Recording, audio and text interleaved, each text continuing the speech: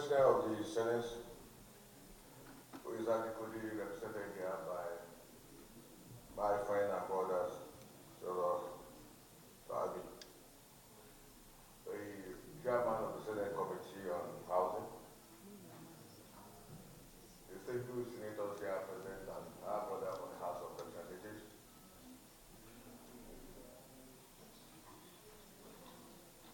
Ladies and gentlemen,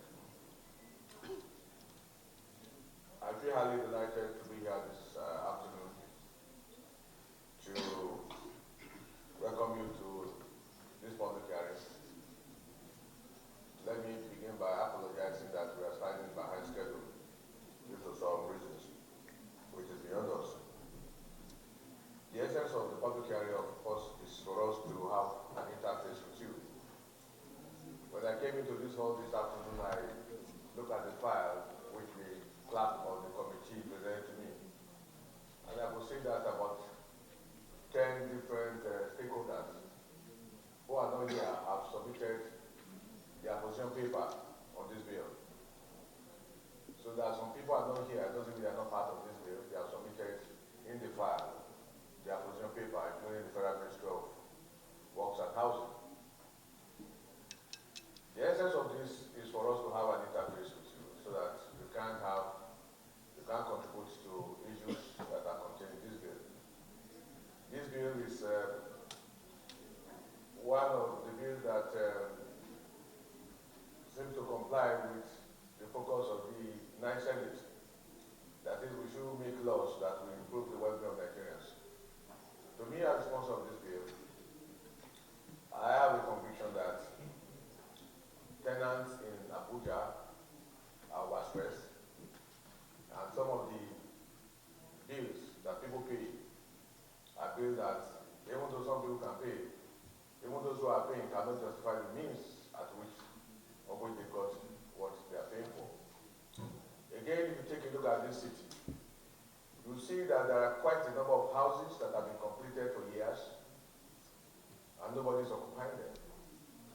Not because there are no tenants willing to stay or to live in them, but because what they are asked to pay is beyond their reach.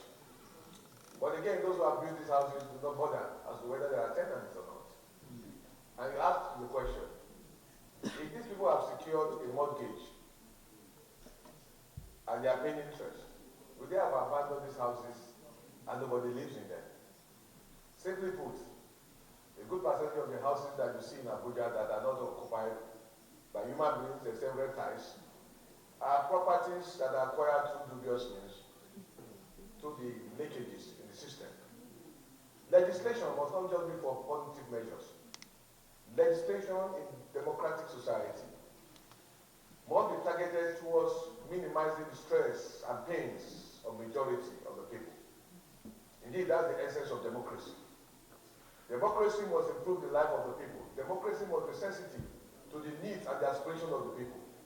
Democracy as a government must take into consideration the stress and the standard of living of the people. So this bill is just aimed at looking at how we can make life more meaningful for our people, those who have elected us.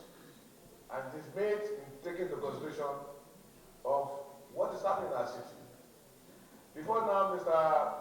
Chairman and Your Excellency, the Senate President, I was having an interaction with my colleague, and he said to me that to have an affordable accommodation in Guaripa, for instance, that a 5-bedroom or 3 or 4 5-bedroom flat will cost about 2 million naira.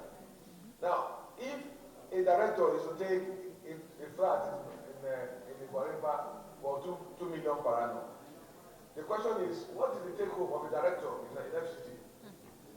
Now, the question again is, how is he paid? Now, you can't say you want to fight corruption when there are no laws and a system that will take into consideration the needs and the aspirations of the people. This bill seeks to do one or two things to correct the system in such a manner that landlords will not think that they have power to just arbitrarily increase rent. Part of what we'll be discussing this afternoon is the proposals' key issues on this bill. Number one, we are proposing that no landlord should ask for more than 3 months rent. We are asking to that. If a landlord decides to take more than 3 months, what happens? We're going to ask the question that should the landlord just increase his rent arbitrarily without any law in place? We are proposing this bill that within 3 to 5 years, a landlord should not increase his rent. Now, this is left for you who are tenants, who own this country, because you people voted us, you own Nigeria. The law is made for the people to improve their lives and their standard of living. Whatever we agree here is what we are going to report back to the plenary session. And I'm happy that the House of Reps is represented here. There is no law that cannot work. Somebody told me, say it will not work. I said the people will not work. If you people don't want it to work, it's not to work. Why do we have organized labor? Why do we have societies and associations? Okay, where people get to a point they revolt. If we put a law in place and the landlord refuses to comply, let the organized civil society get to know. That's the way you effect a change. I'm not calling for a revolution, but I'm only saying that we can put a law in place that must be obeyed. People cannot be oppressed until when they drop dead before we react. This bill, I was a tenant before, and I know how some wicked landlords gave me sleepless nights when I was growing up. And I've said to myself, we'll make this country a better place. This bill, as simple as it is a bill that will save lives of so many people. There are people who will not sleep because of payment of rent. They will develop blood pressure and they will die in the process. We can't allow this to continue. And you ask the question, all the people who have built these houses, where do they make the money from? Somebody who is earning less than 500,000 naira is going a property of 200 million, 300 million. And you ask how is he making it? It's from the sweat of the downtrodden people that are making this money. So we must put laws in place that will minimize the pains of people. That is my position. And I'm happy that the leadership of the Senate is supportive of this. So it is for you, gentlemen and ladies, to take some of these issues and react on it. In the process of drafting this bill, I started it with my senior legislative assistant, Mrs. Juliet Anahu. Then I got 2 consultants. I got one to speak on behalf of the landlords to go against this bill. And I got one who will support the bill. And there are the 2 of them are seated at the back there. One is supporting the landlord, one is supporting we the masses. And I said, let us make a law that will improve tenancy arrangement in FCT.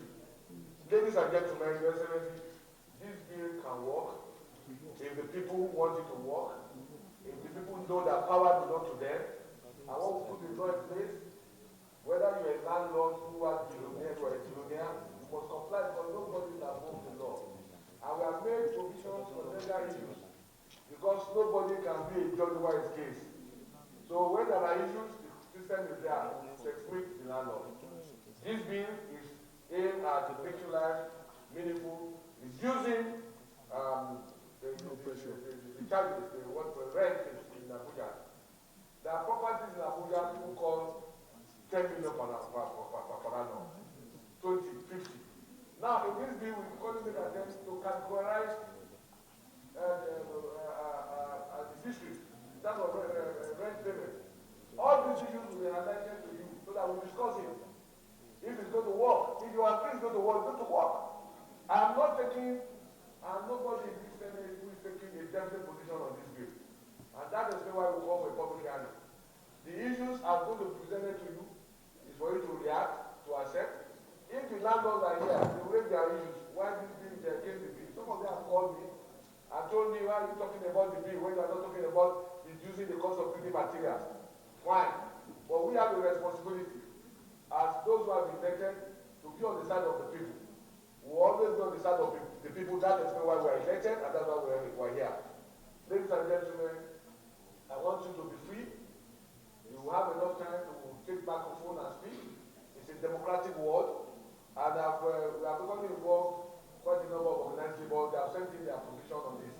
And I hope that at the end of this bill, all of us were happy that we are making a law that will improve the well-being of Nigerians. This is not the only bill that is in the pipeline.